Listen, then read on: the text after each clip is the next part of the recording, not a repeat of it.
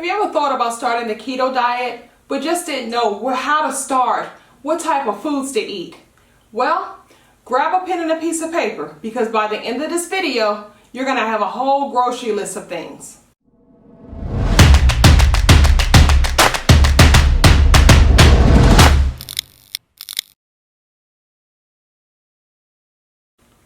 Hey guys, welcome back to my channel, Kick Weight with Keisha. If you're new to the channel, make sure that you hit that subscribe button. Also, if it's something of value to you, hit the like button, as well as leave me a comment below if you kind of have any feedback for me.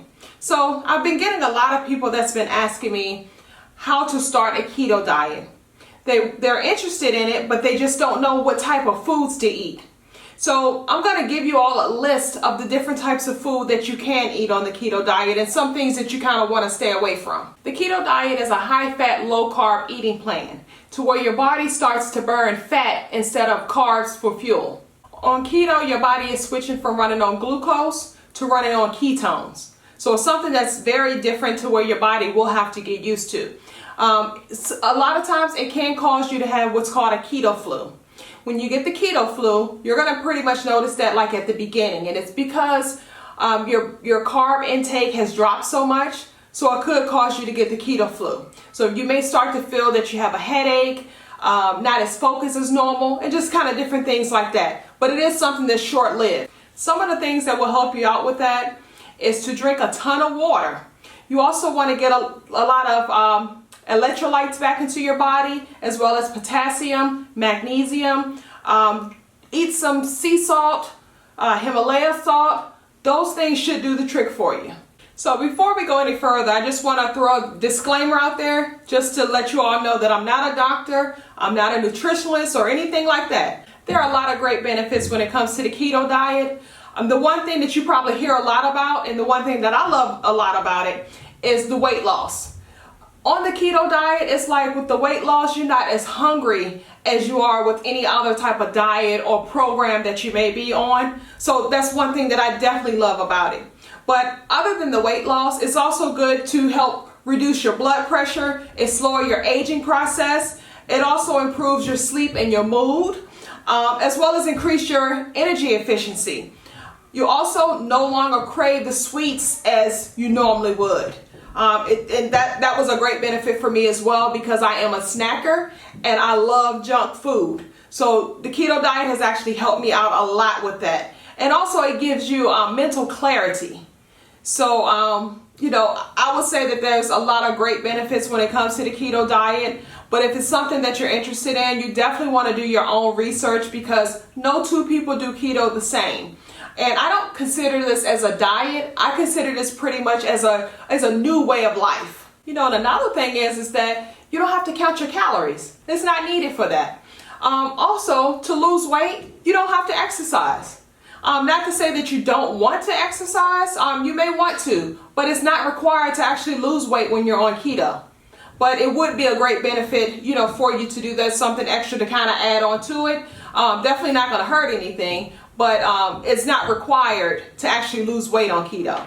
And also too, I get a lot of people that ask me about the macros, and that's kind of confusing to them. If they're out in public, how are you going to actually kind of keep track of all of that? So when you want to measure your food, if you want to measure your protein, you measure your protein with your hands. So 2 to 3 fingers is how big the meat should be.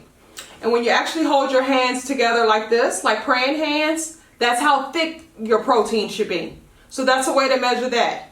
When it comes to your vegetables, you pretty much do by handfuls. With vegetables, you can do 2 to 3 handfuls, not tight, but loose handfuls, and that'll pretty much cover you with the vegetables.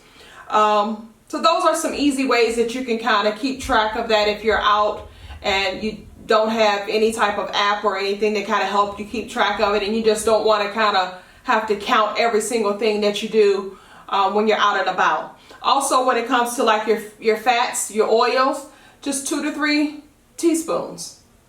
That's it. That's a way to kind of keep it simple. So let's get to the list of foods that you can actually eat when you're on the keto diet. Now you're going to see me looking down because it's a list of things, and I want to make sure that I'm not leaving out anything for you all. But the first thing that you want to do is that you want to clean your cupboards up. Clean all that stuff out. Get all those sugars and all those breads out of your cupboards, so that way it's not temptation for you. So to kind of get a start on the foods, start off with some frozen vegetables like broccoli, cauliflower, peppers, onion, spinach, kale, cream spinach. It's good to have like spinach dip. I like to take the spinach dip and dip celery sticks in there. That's a snack that you can kind of have there. You also you can have some asparagus. Get a head of cabbage, because cabbage lasts a long time. You might not use it, quick, but it lasts for about 2 months. So later on down the road, you definitely will use the cabbage. So go ahead and grab a head of cabbage while you're at it. Also, avocados. I pretty much eat avocados on everything. It's definitely a great add-on to like your salad. When you're eating a burger, you can add that on, or just your meat. If you want to kind of dip it in, dip your chicken in the avocado. That's good as well. But also get a bag of spinach. You can also have cream cheese, sour cream, butter, garlic, and those things actually make up your cream spinach. So that's another appetizer or something, a little snack out there that you can make as well. When it comes to your spices, you may want to grab some rosemary, basil, ginger, oregano, Italian, Cajun seasoning, black pepper, pink Himalaya salt, sea salt. That should cover you when it comes to your spices.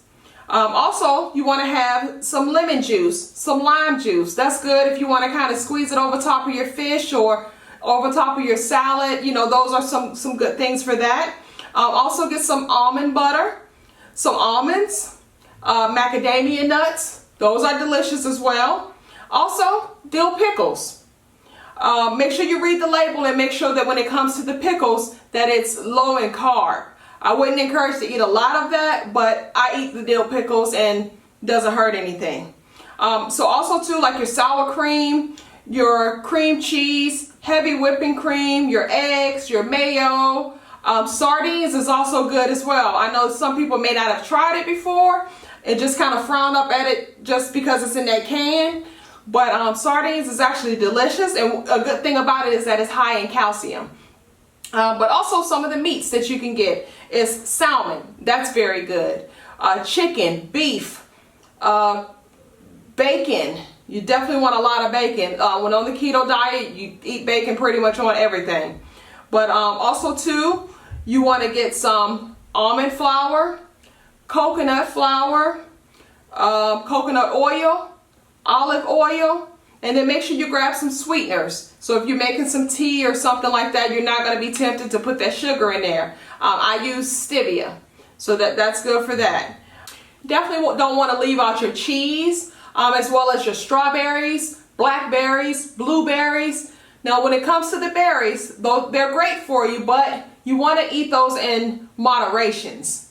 So make sure you kind of, be conscious of that. A great snack that I like when it comes to the berries is that I'll put all the berries in a bowl and I'll put some whipped cream on top of it. It is delicious. You'll think that you are eating something that's sweet if you kind of have that sweet tooth and need something to kind of curb that feeling for you. Okay, so that's a whole list of things to kind of get you started. So with that list there, you want to kind of mix and match everything. Just kind of mix it up. Do your own thing with it. Create your own different type of recipes.